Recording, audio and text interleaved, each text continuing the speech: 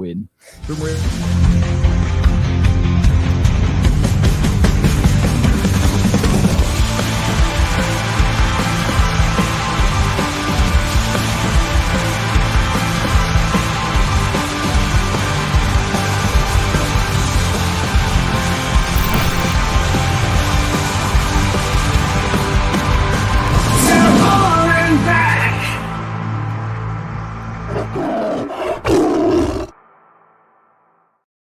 $900. Humber Wave Radio 106.9. Well, good evening and welcome to Tiger Talk here on Soul and Back Podcast and on Humber Wave Radio. Adey right in the chair as always. I'm joined by Jan. Good evening, Jan. Good evening. And good evening to you, Paul. Good evening, Adey. All right, how are you doing, both of you? All right? Fine, thank you. We're a bit low on staff this week. Unfortunately, Chris can't make it. And we may have a late arrival from James tonight. He's just having to work a bit late, so we're a little bit low on people tonight. But good evening to you, wherever you're watching from, and nice to have your company. I think what I'm going to do is I'm going to go on from last week, because last week I was posing questions on the pod and there was nobody able to live comment because we recorded it last week, because it was that the 84-85 squad night, which was a really good night. We'll talk about a little bit about that a bit later on. But I posed on there, should we re-sign Fabio Carvalho in January? And there was a lot of debate about it, whether he comes in, who he comes in to replace if he does, and all these things. So I thought it was quite a good debate that we ended last week's show. And I said to you, I had to cut you both off quite early because we was running out of time. And I said, we'll continue it tonight and we'll have a little chat about it tonight. So what's our thoughts now after a week of thinking about it, Paul? Carvalho or no Carvalho? Well, I would be tempted, to be quite honest, but as I said last week, I don't know who we would get in instead of it, who we would get in the team instead of. Obviously, if we've got injuries, he would get in. But if we get back to our sort of full fitness, I don't know who you'd drop for him, to be quite honest. It'd have to be Geldhart, but he's scoring a lot of goals and he's playing well. So don't really see why he would come out the team, as I say. So yeah, it's a possibility. I don't think he'd come as a backup player. That's the problem I've got with it. Yeah. He'll be on decent money. He's obviously coming to a low grade because we're in the Championship at the moment. He's in the Premiership. He'll want to be playing every week. And I don't know whose place he would take. He's not a winger. He's not a centre forward. So the obvious one is Geldhart. I can't see why we'd drop Joe Geldhart, because I would think at the end of this season, if everything's going well, we're probably going in to try and buy the lad. So I think, if you start dropping him, he's going to start thinking, I want to go somewhere else. And I wouldn't want that, because he's playing well. And he did last season, he played well. So, I as much as I'd probably say yes, because he's a good player, don't know if it fit in the team. And obviously be on big bucks. Is that going to upset one or two of the other lads, especially if he's just walking into the team? I don't know. I wouldn't probably sign him, to be honest, only for that reason. That I don't. If we've got a full squad, then yeah, I could think probably would jump in with him. But if we have got a full squad, and I hope by January we're starting to get a lot of these injuries back on the pitch, so I would think he's, I wouldn't jump in, to be honest. There we go. Well, Sarah's asking, do we have loans left? Yes, John did say on the night where he did the questions with the fans, we have one place left. Sam wants to know why we're even discussing Carvalho. It'll never happen. I think the stranger things have happened, to be honest. I think there is a chance of it, to be quite honest with you, because the owner's quite well in with him. Here we go. Would prioritise defensive reinforcements, says Oliver, over potentially having Carvalho come back. Yeah, I know what he's saying. It's just it's difficult, isn't it? And if we could do another loan, he'd rather bring in a defender with Sarah as well. So yeah, there's lots of comments here, and that's what we said, Louise. Yes, John did say we have one space left for loans. What's your thoughts, Jan? I'd have him. Regardless of whether it's not my problem where he plays, is it? Because we all have our thoughts. But look how sort of depleted we are at the moment. You just never know. And if Crooks needs to go and have that surgery on his whatever it is he's done up here, you just don't know. It's just that we didn't go to that Q&A, but we watched it. I watched it, yeah. Yeah, and he said, didn't he? It's a big name, and I think they were cringing saying, "Please don't release it." He's obviously they've got somebody in mind, haven't they? That's how I interpreted it. Did you, Adey? Yeah, me too. Yeah, me and too. We'd all be really, and he said we'd all be really happy about it. So I think there might be something in it. I think there could be something in it. Simon says we don't need him. I sort of agree with you, Simon. If I'm honest, I think, you know, what you said, Paul, is a really good comment. And where does he fit in? I think the problem comes in with what you said, Jan. Injuries. You're hoping to come back, Paul. Jan, you're saying what position are we going to be in?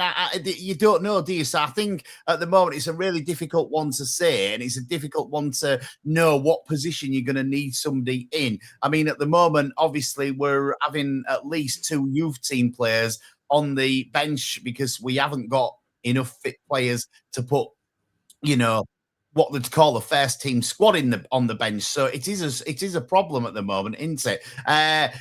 It's something that you want to discuss tonight, Jan, and we might come to it now because we've got a question in here. What about bringing in a lone keeper? Says Lee Smith. You'd have that, wouldn't you, Jan? Yeah, I would. But I mean, first of all, I'm not panda bashing because, as I said before we came on air, I absolutely agree was player of the season last season because he was the only consistent player. I've said all along, I think he's good, but I don't think he's great or outstanding. And he don't command his box.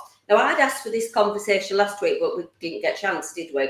And that was after the flat that led to the corner that led to Charlton scoring. So that Can was I ask before... a question on that, Jan? Because you're saying that he don't command his box.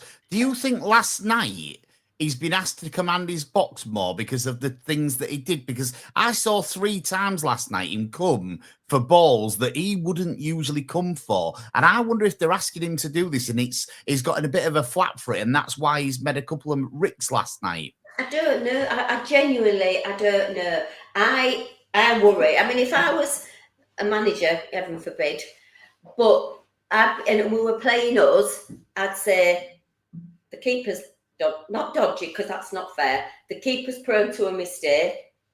They don't, no matter who it is, they don't deal with high balls into the box, either from a set piece, from a throw in, or and keep the ball away from Jarlo. That's what I'd say. And you know what? That's what they more or less did last night, didn't it? Piled the balls into the box really high.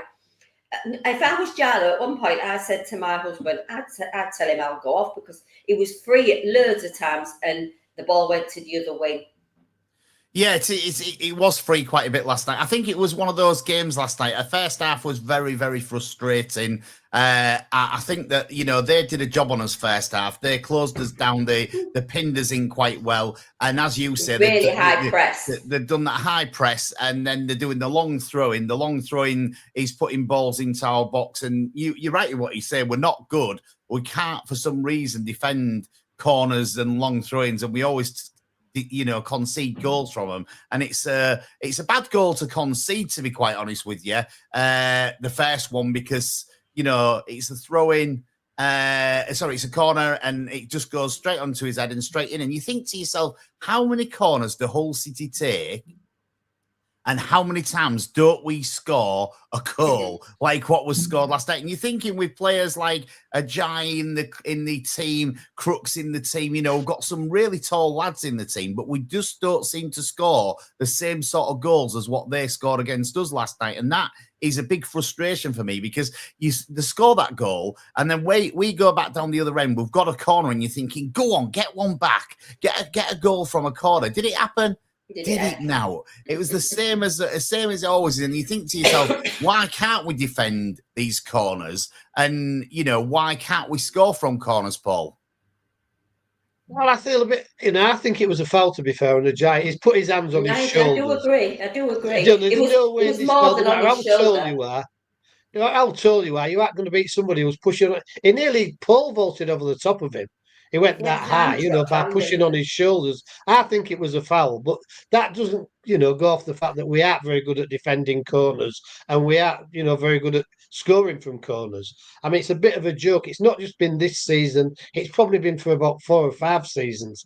And I wonder what the practice with corners, because we never seem to put any danger on their team. Very rare. We get the odd one, which you're gonna, but I've known us have 9 and 10 corners in a game and never really look like scoring from them, and that's not very good. When a team like Arsenal, who you always think good footballing team, play the football on the floor, they score loads of goals from corners. So we need to be sorting something out where we're going to get a few goals from corners because we don't get many.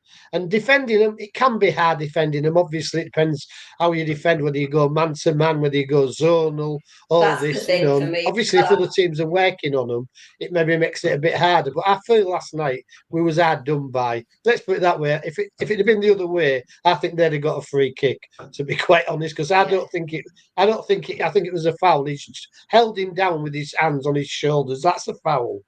I saw it back on the big screen. And I did think, was that a foul? And I was questioning that. So I get what you're saying, Paul. And you see them given, and then you see them where they don't give it. I mean, they weren't happy with the referee quite a lot of the game, but as you say, they get that decision, which does help them quite a bit. As Sarah puts there, need to learn from Arsenal set pieces. Yeah, but we haven't got Declan Rice, have we? That's the stuff. We haven't scored from corners. Do you know the thing that I think we do wrong, Jan? You saw Geldart score that really good corner. He puts it in, it goes more or less direct in off the keeper. We don't put it on top of the keeper enough like that, and we need to do that more because you watch other people. As soon as they put it on top of the keeper, it causes problems. And I think that Joe's got that in his bag. I think we're asking him not to do that. Looking at and we took two or three short corners last night. Corners. They weren't good, were they? Yeah, they were rubbish. Yeah, but so, equally, defending them, Adey. I mean, the one that I wanted to talk about last week. So the one that led to the corner that led to the Charlton goal. We had Joffrey on that great big blur. Well, it was like Land of the Giants, first Land of the whatever the alternative was. I mean, if we're man-to-man marking, I mean, at least give him a chance. I mean, you wouldn't be able to jump as tall as he was anyway. it is a funny one. Aren't they? Yeah, they use them as blockers, they do. Simon says that Derby was always a tricky game. Get 3 points on Saturday, and that's 6 from Nan. Still 2 points per game, which is promotion form. And I agree. I went to Derby last night. The drive there was awful because it was absolutely hailing it down with rain. I got soaked on the way into the ground. I found out that my Hull City coat that I bought I've got 2 Hull City coats. They're both league. I'm really upset about that. So I had a wet arm for half the night. And then, I come out to the car park. I had to sit in the car park for about 35 minutes before I could move anywhere. I didn't get in this house till 12 last night, but I'm still not that, disappointed by the result because I think we've done really well up to now. Sergei's got a really hard job on at the moment because of the injuries that we've got, because of the team that he's got available to him. You can see, we're massively lacking Ollie McBurney up front. I like Carl Joseph. I like all the work that he does, but he can't score as a goal. And can I just say about him then? Because go on. I've seen loads of stuff about him. I think the problem is if we were sold a centre forward, and I don't think that's his game. So he was never, ever, ever going to come in and score the goals that like McBurney is. If we'd been told he was coming in and he was like a Regan Slater or a Crooks, his work rate is phenomenal. But he has got good work rate.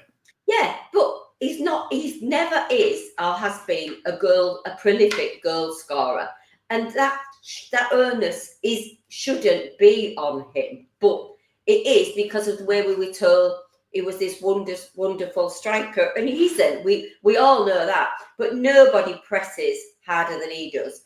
And no, but at the end of the day, Jan, we need goals to win games. Yeah, but it's not his fault. The chances at the moment are all coming to him, and he's not scoring these goals, so that's a problem. Yeah, I accept that.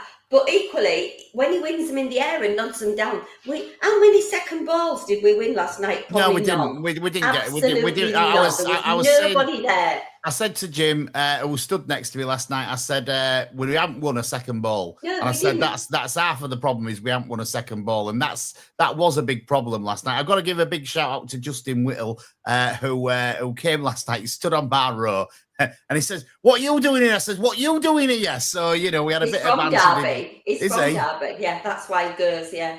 Yeah, we had a bit of banter, did me and Justin, and I think he brought 3 extra people with him because there was definitely family. more. He meets people there. There was more. Yeah, there was more. There was more people on our road than there was seats, Jan. That's what I'm trying to say. Oh, right, so I don't know. right. I don't know if he dragged 20 people from outside and brought the mob with him. But me, Jim and Mike are luckily quite small. And as you know, I'm a big lad, but Jim and Mike are luckily quite small guys, so they can take up one seat. I needed my seat, so them two had one seat in between them, and I had one to myself, which was quite lucky. But yeah, good evening to you, Justin, if you're watching, and it was good to see you last night. It'd have been interesting. I didn't get to talk to him after the game, but it'd been interesting to ask him what he thought of the game. And he's quite PC. He's quite PC. He's good when he discusses it. I mean, the best. I think you've got to be, aren't you? He's in a position at the club.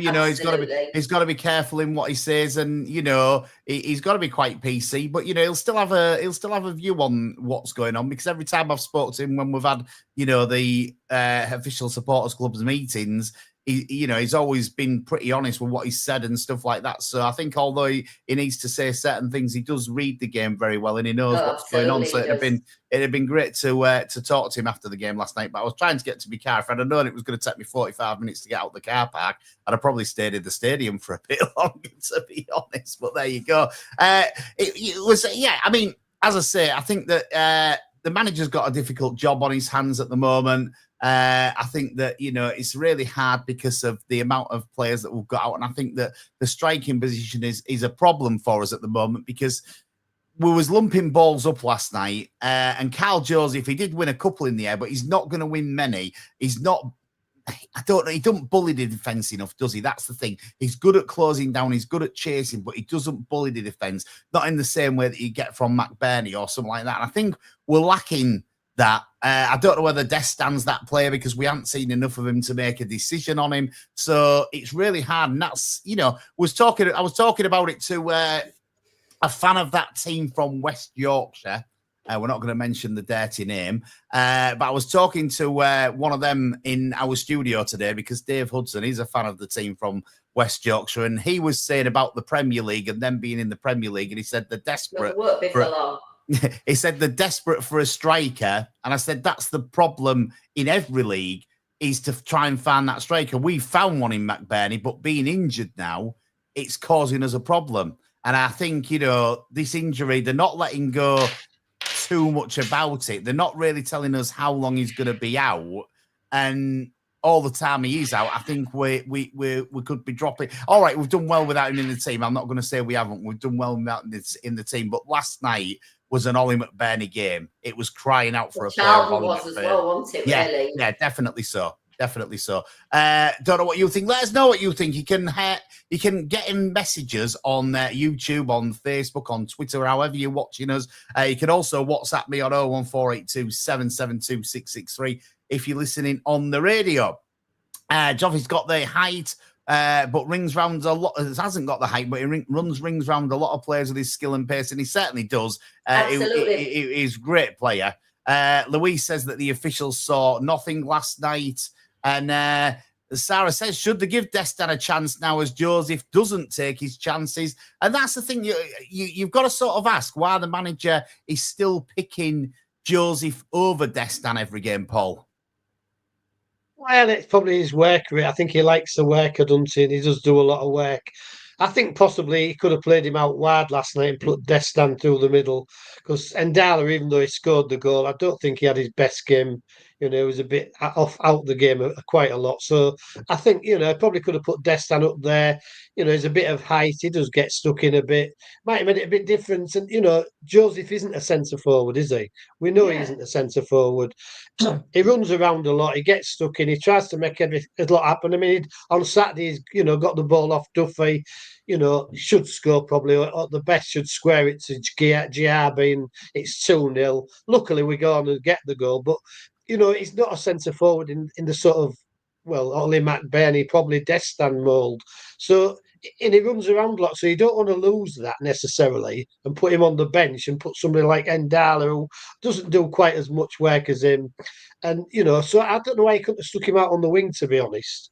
And put Endala on the bench and put Destan up front. Do you know what? I'd have subbed Endala before at half time. I said that. So, I'd have subbed him at half time. I think it's one of them where they don't listen to us. It was a little bit of a fluky goal anyway, wasn't it? That he scored. It wasn't really the best goal that you've seen somebody score. Now, to be fair, because Justin was stood in front of me, I couldn't see because he's a lot taller than me. He's Justin, so I'm trying. Were you vocal still then, or were you much more polite than when you sat next to me? I was very vocal. Whoever Justin brought with him, this young lad kept looking at me because I was shouting a bit and stuff like that. And I just sort of give me a little wink back to say, carry on, you're all right, I don't care. So, yeah, I was still very vocal, Jan, last night. As you've got to be, you've got to be. You always need to be vocal at these games. And, the crowd was really good last night. Was the 1,800? 1,830 something it said. Yeah, and it was absolutely pouring down on it. It was really good support from Hull City last night. Well done to everybody that went, and there was singing the hearts out. Manager, he has changed at half time, hasn't he? No, he has. Yeah, he has. He's got the team. And he did on Saturday. He changed at half time. Saturday we got 3 lucky points, didn't we? They could have been out of sight at half time, which we've had. We've had sometimes we played really well, never scored, and then the other team's gone and scored a goal or two, and we've ended up getting nothing out of it. It happened to Norwich on Saturday. I mean, there was all over us like a rash first half. I mean, how they haven't scored. It's obviously they're lacking confidence. They need a goal. That Sargent, it was like a tap in for him once, and he's managed to put it wide. It was a lucky 3 points, so I suppose you've got to take the rough with the smooth. I mean, at the moment, if we get 3 points on Saturday, I think we're at 25 points after great. About a third of the season. So if we do that again in the next third, we're safe. And to me, that's the first step, getting safe in the league.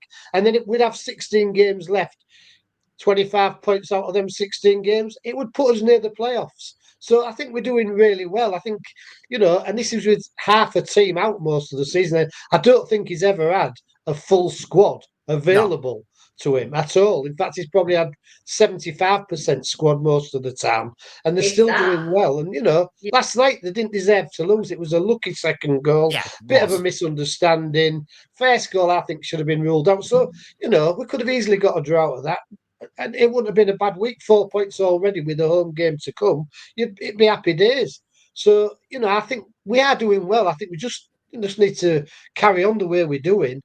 Obviously, we could do with somebody like Ollie McBurney in every week, but we knew he could get suspended. He could get injuries. It's the fact that we couldn't sign too many players, could we, on loan? And give him a game. So I think Destan should get a chance, because I wouldn't drop Joseph, but I'd put him on the wing and put Destan up front and see how he goes. It can't be a lot worse than Joseph, because Joseph isn't a centre forward. He doesn't win many in the air, and it's not a natural goal scorer, as Jan said. So I just think, why not put him on the wing? He puts that effort in, closes defenders down. Baz Cooper said that they're being more cautious with McBurney, says Louise. They don't want to bring him back too early and then lose him again. If he thinks he's back after the international break. He even said he might not be, didn't he, today? I listened to his last night and I thought, is he just dropping that in just for us to think, because originally he was going to be back. It was a possibility for last night, but then he would be back for Portsmouth. Now he'll be after the break, but there's a possibility he might not be. I'm thinking, it's obviously the worst injury than they're letting on, because it sounded to me as though it wasn't going to be a long while, and all of a sudden it is a long while, isn't it? It's another 2 weeks. So they need to find something else, don't they, really, up front, because you can't rely, as Lee says, Geldart works very hard as well, and he'd like to see him up front and Joseph back on the wing. He just score goals, but we can't rely just on Geldart to score the goals. We need some. What about Crooks up front? He's done that before, or we have done that. He's going to be out after the international break, Jan, isn't he? No, he said he might not be now. They said he could go right to the end of the season now. They're managing it. Yeah. It's not urgent. I think he's been brilliant recently as Crooks. I mean, considering he's got an injury, he's put a lot of effort in, and he was unlucky last night with that shot off the bar. Right at the beginning, that's got the goal, and he put it through to, forget who it was now, was it Geldart? But he put it through to him initially. He's playing quite well, his Crooks. It's a shame if he's going to be out. It's a shame he's going to be out, because I think it's as good as he's played for us recently. Oliver says, if he has got the injury, he's got to get sorted. Oliver says if it wasn't for the Pando Ajayi collective brain fart, we'd have had a solid point last night. Still sitting in 8th place with 22 points. More than we ever dreamed. And a great position to respond well on Saturday. It is. And I'm really happy with where we are in the league. When we look at the league table, we are actually joint 6th apart from the goal difference, because we're on the same points as Bristol, who are up ahead of us, and Preston. They were both on the same points as us. So, we're doing really, really well. And we've been on a really good run of form. And, even Coventry have lost one game in the last 5. So, you can't really have a go. I think, for what Sergei's got available for him and for how we're doing, I think we're doing really, really well, to be quite honest with you. And I'm really happy with the season as it is. Think Crook's operation is on hold for now, as he's okay to play, is what Louise says. So that's what we said. That's quite good news, because it'd be nice if he could postpone it right the way and through until the summer, and then he's got plenty of time to recover, hasn't he? If he has it done as soon as the league ends, sort of thing. So that'd be really good if that can happen. I think if we're talking perspective, Adey, as well. I know from the last man standing that I look after at the weekend. I owe you £2 for another. So does Paul as well, and he's out. Well, if it makes you feel any better, I'm out as well. No, don't make me, Jan, I'll tell you now, it does not make me feel any better at all. I'm very, very annoyed that I'm out again. But what I was going to say was, at the weekend, it was all the big teams that lost. So, everybody brought back in again. And then last night, they all went out again, because Middlesbrough drew, didn't they? Or did they lose? Can't remember. Ipswich drew. Millwall lost. So, nobody apart from Coventry, and they came back to form, didn't they, last night? But they did go down first. Yeah, everybody's having a bit of a topsy-turvy time. Yeah, it's a very open championship this year. I don't think there's any. I think Coventry at the moment, but they might have a blip. That could pull them back in. I mean, I don't think there's anybody. If you looked, Birmingham beat Millwall 4-0. Yet Millwall go away on Saturday. I think it was a 1-3 or 4-0. It's unbelievable, the championship this year. I think, and I think it's going to be a close championship. Couple of things in the comments. Sarah says, I know it's not a whole topic, but how well are Stoke doing? And they are doing very well, 27 points. Isn't that where our recruitment one went, isn't it? Because didn't they do a swap? Yes. Well, last season we were laughing because we thought he was doing rubbish, but something's turned around, hasn't it? Yeah. And Louise says that none of the top 8 are parachute payment teams, and that's good to see as well, because the championship has been sort of overawed by teams that have had a parachute payment, and it's good to see the top 8 not in that. Simon says, been really impressed with how well Sergei has adapted to the championship so quickly. And I agree with you. I think he's done really, really well. He'd obviously done a lot of research before he came into the team, and he knew the championship really well. When you listen to him about the team that he's going to come up against, he knows everything about them. He's really studied them hard, and it tells, because you can see how he sets up, and sometimes he sets it up wrong. Probably like he did on Saturday, and probably a little bit last night. But when you look at him, it gets to half time, he realizes it's wrong. And I think half time's the right time to do it, because if you try and do it, you can't. Obviously, if you're getting really, really pummeled by somebody, you're going to have to change to it a bit earlier. But if you can get through to half time and actually leave it till then you can tell everybody what you want them to do differently. And it's easier than them trying to talk amongst themselves on the pitch, isn't it? I think you can get the message across a bit easier at half time. Am I talking rubbish, Paul?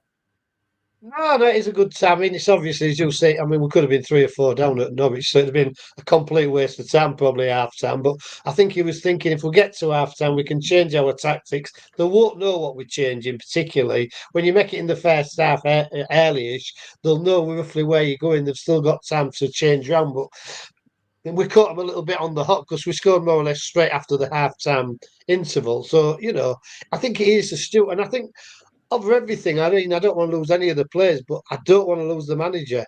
That'd be my No. biggest worry at the moment because I think he's doing a really good job under trying circumstances, to be quite honest. And I'd never even heard of the guy till he come here, and he's like just taking it like a duck to water in the Championship, as you say. He changes his tactics, he changes his team at seemingly the right time, and he's got them all playing well for him. The amount of players we've got out, we should be near the bottom, to be quite honest, I would think.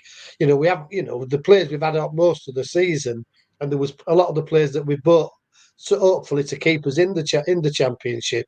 And it is doing real well. And they all seem to be real friendly with each other, getting on. The team spirit's fantastic.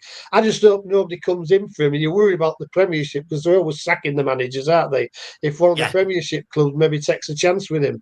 I'm But he hoping did not. say, But he did say, didn't he, Paul? I listened to him last week before, and he was saying when he was approached by Ajan that he said every job I've had recently has been a year, 2 years, 18 months.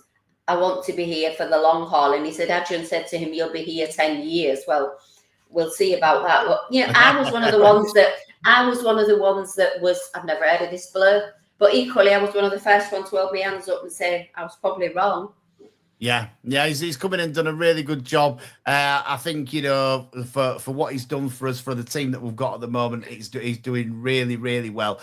Simon asks a question here, and it's a fair question to ask. What do we think to the disgrace of the ticket prices for QPR? Last night, Derby got it spot on. They did 20 quid it was from our ticket last night, and 15 quid if you're a senior citizen. That'd be mine then. That'd be yours, John. I wasn't going to say that, but you can say it. So, 15 quid for a senior citizen. I'll be one of the youngsters. Yeah, you'll be one of the youngsters, Paul. You're right. You'll get in for under 15s or something like that. Yeah, that's right, yeah. But, what is the price for QPR? Is it 35, 36? It's loads. I don't know. John buys them. It's loads. And Simon, tell us how much the price is on the comments, 39 or something like that? I know it was a lot of money. I'm sure it's like 39. And it's horrible experience, the away fan bit and the facilities and it's horrible. And you get a £2 reduction because some of the seats are like restricted view, and then you buy either silver or gold. It's horrible. It's not a nice one, but yeah, I won't be going to QPR away. I won't be doing that one. But we've got our tickets. I've done a few this season. I'm doing well. I've got to quite a few this season, so I am doing well. I'm pleased with that. What I've got to say is last night I messed up really badly because we thought we was going to park in a place that sells lots of chicken. We won't give them a free advert on the podcast, but they sell lots of chickeny things, and it's got 3 letters. You'll know the one that I mean. And Mike had done a bit of research, thought we could park in there. So we'll go drives in. It says 90 minutes. I said, there's no way we can park in here. He said, you pay 6 quid. I'm going to go inside. So he goes inside, asked them. He said, no, you can't park in here, mate. There's loads of people coming asking this question. You're not allowed to park in here. So, right, okay. So we goes to the other car park on the industrial estate, and I'm walking across to the ground. It's absolutely pouring it down. My coat's letting in water. Sees this burger van. I just look at these burgers. Don't look the best. So I said to Mike, shall we go in the ground and see what they've got? All they had was pies. All I could have was a pie for my tea last night. And I'm a growing lad. I don't need it. I need more than just a pie for my tea. Do you know what I mean? So you can understand why the MKM Stadium gets such good reviews on the we had a worse experience here, Adey. So John booked, we normally go on Tiger Travel, as you know, but it's not far, is it? So we had some shopping to do on the way, so we went in the car. And John had pre-booked one of these, my parking space. I don't know when you park it like people. Anyway, he said to me, it's about 10 to 20 minute walk. Well, when we got there, as you say, it was absolutely bucking it down, wasn't it? Wow. So he said, I won't say what he actually said. He said, shall we just forfeit? I know I bought it already, but shall we park a bit closer? So we went on the industrial estate. I mean, we got home a bit before you, so we must have got out. We did wait a long time. But again, went into the ground. We had plans of having a meal in a pub. None of that happened. And we had a pie. But unfortunately, I'm allergic to celery salt, and it's in loads of things. I woke up this morning, I looked like I'd had Botox that had gone wrong my face, and so I went on the pies to see what's in these pies, and there's celery salt in it. Yeah, so it was a bit disastrous. Yeah, it does say in big letters above, if you have any allergies, please ask our staff, and they will. Yeah, well, he got the pies. I was already in the seats. Anyway, it's going that way. It's nearly gone now. £39 is the I thought it was 39. £39 to go to a championship game. That is absolutely ridiculous. Well. Absolutely ridiculous. Not why they don't have it sort of a standard price at the ground. The thing, isn't it, that they keep saying? Yes, even if 25, even if they went to 25, you know, I mean, first season in the Premier League, you know, 48 quid we paid to go to Chelsea. It's a long way to QPR. It's not on the doorstep, is it? No, it's a long way. So, you know, they want the away fans there. I mean, most clubs do want away fans, don't they? You know, so it's. Yeah, it was nice to see at Derby County last night. On the screens where they're selling the food, there was the Hull City badge on there, which I thought was a nice touch, to be quite honest. And it said on the screen, it said, "Thanks for making the trip 95 miles to get here." You know, I thought that was a nice touch from them. So they did have some nice touches. You know, most clubs want away support, don't they? I mean, if you go to rugby, when Catalans come to Rovers or Hull, there's hardly anybody follows them, and it makes the atmosphere a lot worse, doesn't it? Yeah. You know, you like that bit of banter, don't you, with the fans and them shouting for their. You know, when there's half a dozen or not many coming, it's not as good, is it? I just can't understand why they want to price fans out. And obviously, as I said, it's a long way to London to go see QPR. To the Coventry man, what he's been justifying. What I mean, they charge more than that. I think there's a 45 or something. I didn't pay that to go to Coventry, Jan. No, but they're charging somebody this next to whoever's going. It's 45. I'm sure it's. Is it? But the chairman's done like a little speech on, and it's on X and places, justifying why he does it and sort of making comparisons with concert tickets and stuff like that. I mean, the other side of it. The thing with a concert is you can't compare it with a concert because, you know, football fans are going to a game, you know, every week, aren't they? You don't go to a concert every week. You go to a concert, you know, once or twice a year. So you spend that money once or twice a year to go to the concert. You don't do that with football because you're going every single week. You know, they're asking away fans to go there every week and pay this money, or even home fans if that's what they're charging to home fans. It's totally wrong. It really is. Am I wrong in thinking that they're not allowed to charge you different to the home fans? I might be absolutely wrong. I'm sure that was what was said about ours, because when he was doing the special deals at 15 quid, I think it was for adults, and like a £5 for kids, he did the special deals. He had to do the same deal to the away fans as well. And I think that's why he did it for games where he didn't expect as many away fans to come. And that's why he did it at that point, which you could understand. You know, if you can get a few more home fans in, then it's a good thing. I'm glad to see he's not done it as much this season, because I think it's sometimes it can be detrimental against your members, to be quite honest, when you're doing too many of them. If you do a couple a season, it's not a bad thing, but, you know, you've got to make sure that you are making your members worse off by doing these things. Yeah, I get that. I mean, I've often thought, and I know it's, well, we ought to charge them what they charge us. And then the argument then would be, but then you're penalising the fans. But actually, what other ways there of doing it? Because if you start charging, I don't know, say Coventry fans or QPR fans 40 quid to come to Hull, they might not travel. Then maybe the message gets across to the, I don't know, it might not. But I don't see how, unless the EFL can step in, and they're not good at anything. So. And say, like in the Premier League, there was a limit on what you could charge. Yeah. Let's put a few of these comments up just on this thing. Even more scandalous is 12:30 kickoffs. Norwich away is bad enough, but imagine being a Pompey fan on Saturday, having to come to Hull City. It is bad. I had a Pompey. Oh, there we go. Tiger-based Matt, he says we've only won once against Portsmouth since 1980 at home. Sergey is good at I don't getting think rid we've played them that often, have we? Sergey is good at getting rid of these stats, though. These stats don't seem to worry Sergey. And as Louise says, Sergey has proved that it doesn't matter about championship experience. You just need to know how to play good football, and I agree. And also what we've got here, sorry, that was Louise. And this is Sarah says, next season, Sergey will be more familiar with the league. And with the embargo lifted and injured players back, we could be Bucky's favourites to get promoted. I know I'm getting ahead of myself. I hope we're not Bucky's favourites to get promoted because I like to float under the radar a little bit. I don't know what you think, Paul. Yeah, I'm quite happy with this season at the moment. I mean, nobody's really talking us up as anything, other than sort of a mid-table team, and I like it that way. I mean, I'm obviously I'd like to get in the Premiership for the money for the club, but other than that, I much prefer the Championship. You go to the games, you always think you've got a chance. You go to the Premiership games, you think, well, Liverpool have a bad day, we might only lose 3-0 and things like that. It's just no fun. For most of the games, it's no fun. I know you've seen the big clubs, but I prefer the Championship. But I think obviously money helps the club, so I'd like to go in the Premiership for that reason. But yeah, but I I mean, think listen, it's a fair thing to say that, Paul. But as I say, I was talking to that team that play in white, one of their fans today. I'm not going to say the name of them again because I don't like the name. And we both sort of agreed with each other.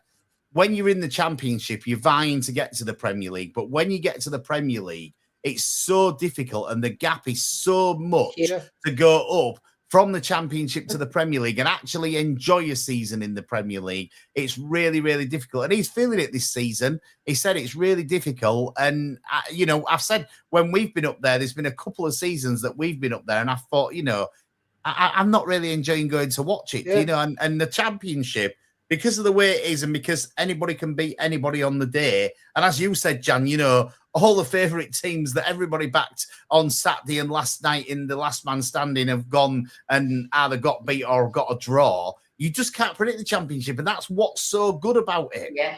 Yeah, it's a good league.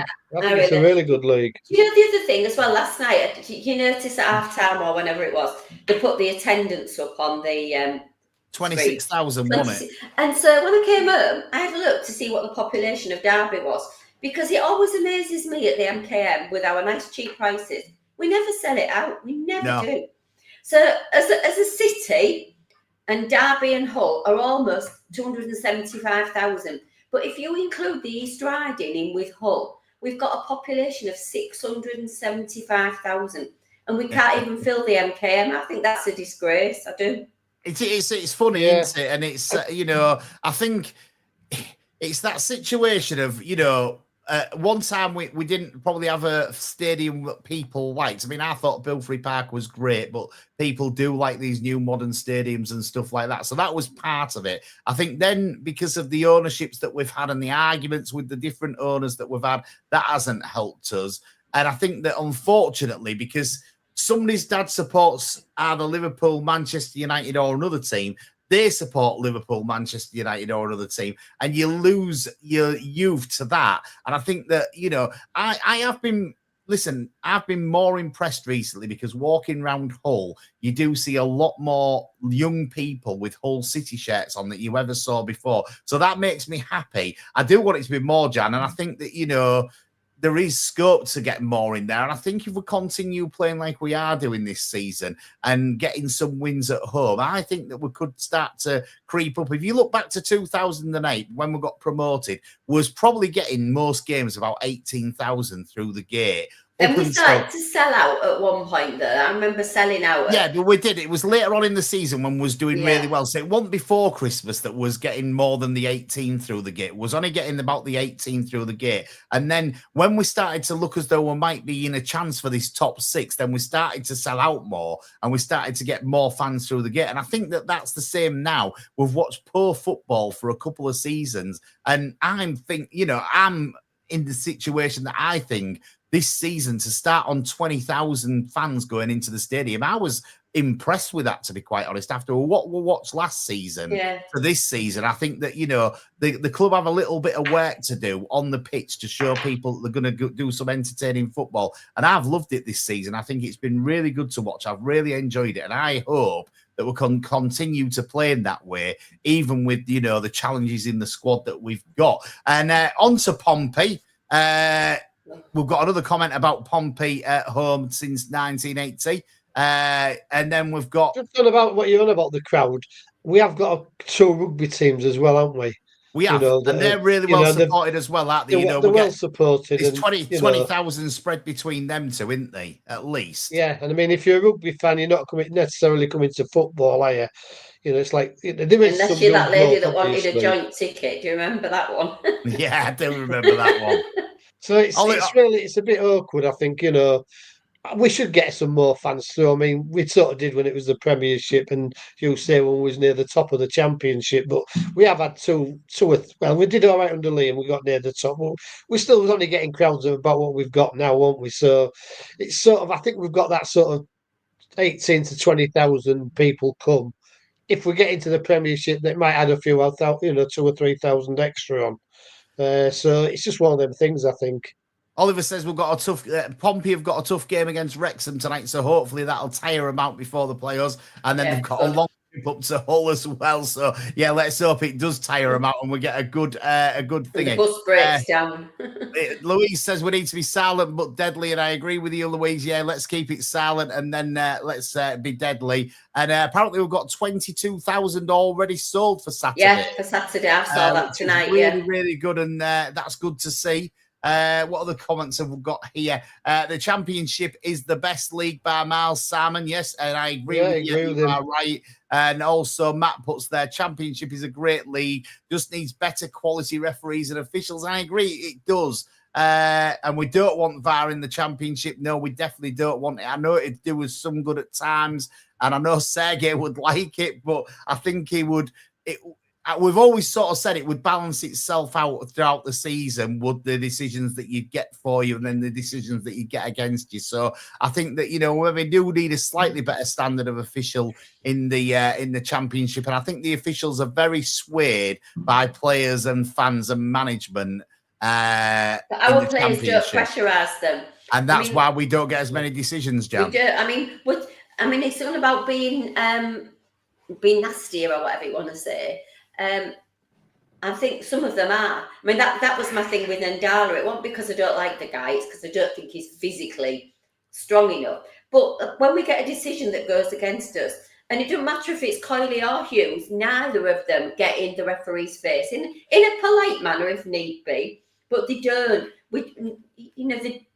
Whereas other teams just sit around. McBurney and Lundstrom have a little bit of a conversation with them if they can, don't they? But yeah, they're doing the more experienced, aren't they? But the others don't, though. I mean, and Eric Lehigh never... The last one that did it that I can really recall is Ian Ashby. Probably, maybe Milo did a bit, but he, as you say, he didn't captain as much, did he? So he didn't get a lot of chance to do it, did he? So it's difficult, isn't it? Louise asked, would their goal have been chalked off last night if VAR had been in operation? Yeah, definitely.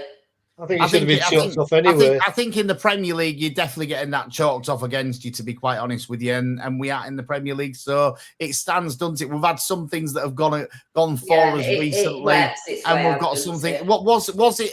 I mean, I hadn't seen the replay of Pandor. Was he? Was it outside the box? What there was all claiming for? Depends which angle you look at it. There's loads of different angles. The thing for me is he gets it. And then he realises that he's right on, and he drops it real quick. That makes him look more guilty than maybe he was. I think he was just outside the area, but you get decisions, don't you? I don't think it was a red card because he was going away from goal and winning yellow. Yeah, if you can't tell on the replays very easily, the referee's not going to tell, is he? If you couldn't tell on the replay that certainty, it's sort of that one frame. He did let a lot go last night, to be fair. I didn't think it was. I didn't think he was Yeah, but- particularly bad or biased. No, I wouldn't have But said so. He's not the but he worst let a referee lot that I've go. seen last night, and not the No, he worst one wasn't that the I've worst seen. by any stretch. I've seen a lot worse than him. Yeah, Anyway, let's get absolutely. on to Saturday's game because we've got just over 5 minutes left on the show. Early kickoff 12:30 at the MKM Stadium against Portsmouth. We've had it in the comments. We've not got a very good record at the MKM Stadium against Portsmouth. They are sitting very well in the Championship, though, at the moment. They are sitting in 20th position with 13 points and 13 games played. I think their game in hand.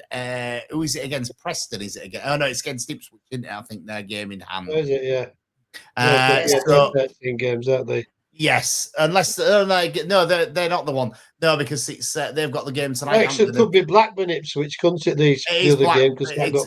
Is that Yeah. the one that was suspended right near the end? Or something? Yeah, that's the one. So, yes, no, it's not that. Sorry, I'm lying because, as I say, Portsmouth are playing tonight. So, yeah, 13 games, 13 points. A win tonight would get them 16 points. It'd get them just up the league a little bit. They'll maybe get up with Blackburn. So, they'll only move up maybe 1 or 2 places. They've not had a great start to the season.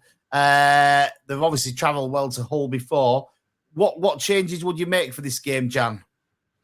I'd bring Louis Coyle back. Yeah, I can't disagree with that.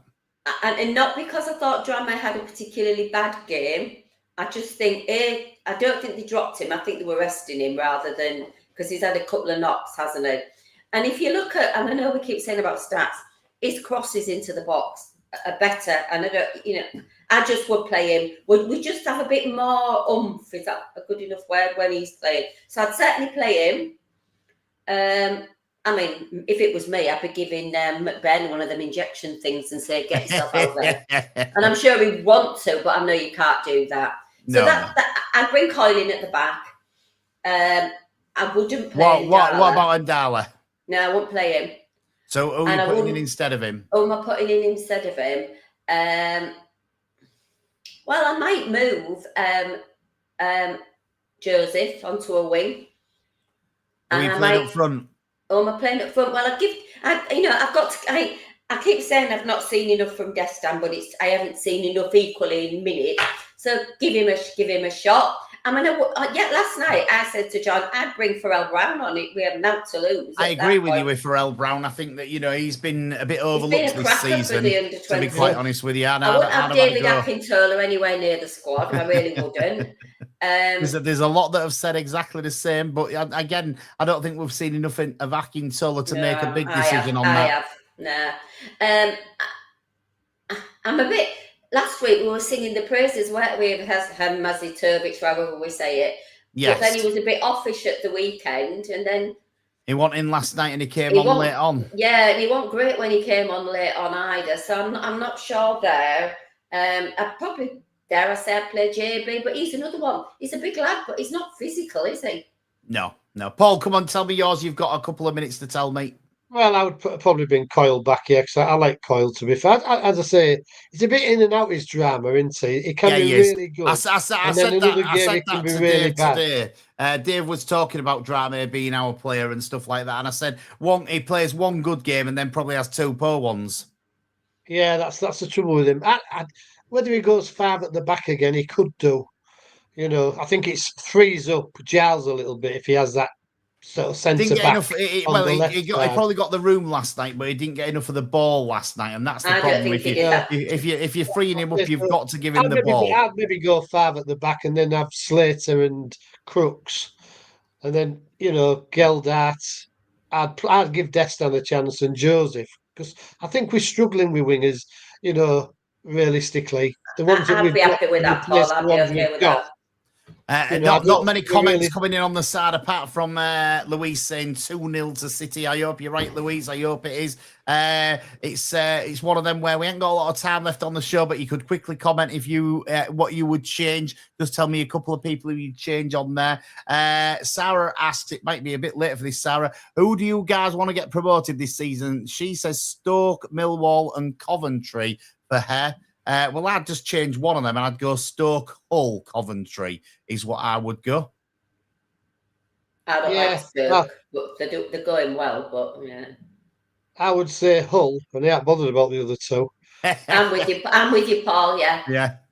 There you go. So there's the answer to that question. And we will be back next week from 7 o'clock here on Humble Wave Radio and on Hull and Back podcast.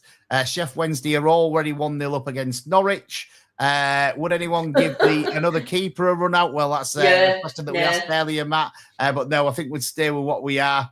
So there we are. We'll be back next Wednesday, 7 o'clock here on Hull and Back podcast and Humble Wave Radio with Target Talk.